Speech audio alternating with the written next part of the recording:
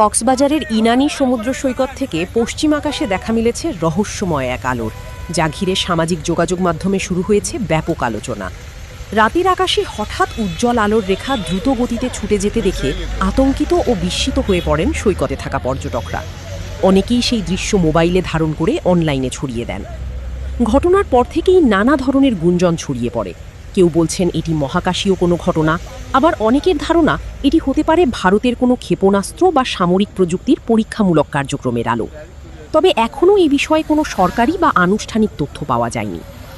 ভিডিওতে দেখা যায় সমুদ্রের অন্ধকার আকাশে হঠাৎ একটি উজ্জ্বল আলোর উপস্থিতি তৈরি হয়, যা কয়েক সেকেন্ডের জন্য পুরো পরিবেশকে রহস্যময় করে তোলে।